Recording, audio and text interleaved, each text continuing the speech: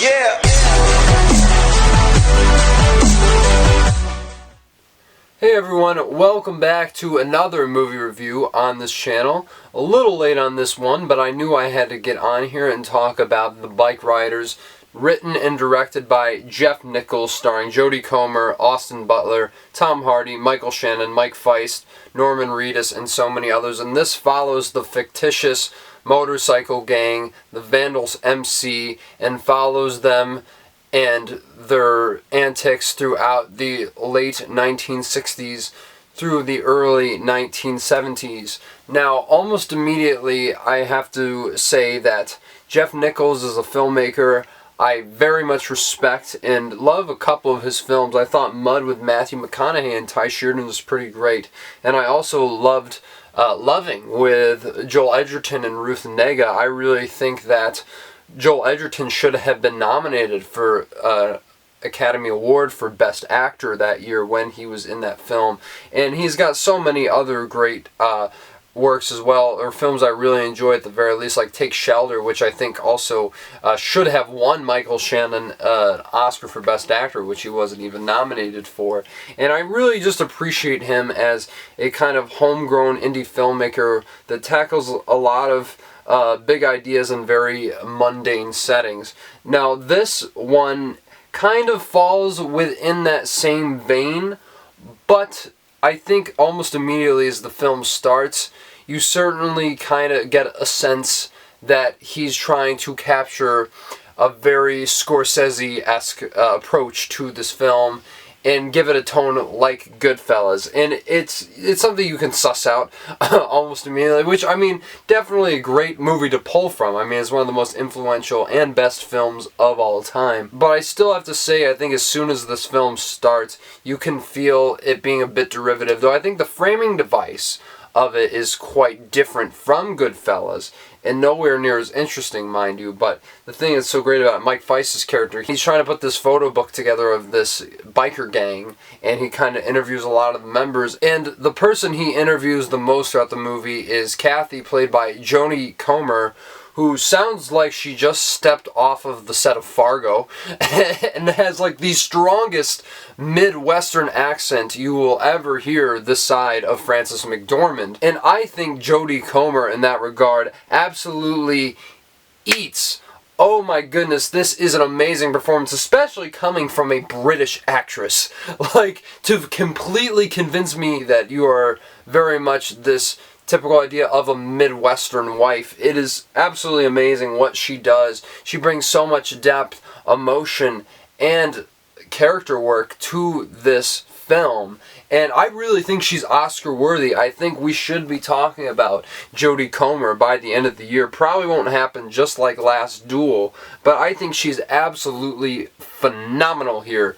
Easily the best thing in this film. And I also would have to give a lot of credit to Tom Hardy too, who plays Johnny, the leader of the Vandals, who is absolutely incredible. You know, this guy always delivers in almost everything he's in, and I think that this is definitely one of his most standout performances in recent memory, and he is probably the most interesting central figure in this entire story, trying to wrap your head around the decisions he makes and why he makes them, and kind of the emotionality he brings and kind of underpins this performance that often gets very dark. I really loved what Tom Hardy did with this, and also I have to mention Austin Butler, who's almost being promoted to the star of this movie, and he's really not the main focus. I'd say he's probably the character they focus on second or third most, and he's great, obviously, and just watching him in this movie really makes me think, especially because he played Elvis and got nominated for an Oscar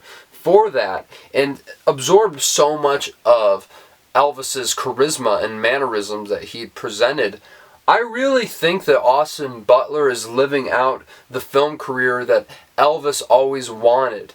And I really think that that shows through 100%. He is going to be one of the best actors we will be seeing for years. I feel that strongly about Austin Butler. Really emerged as one of the top tier A-list talents in the industry today.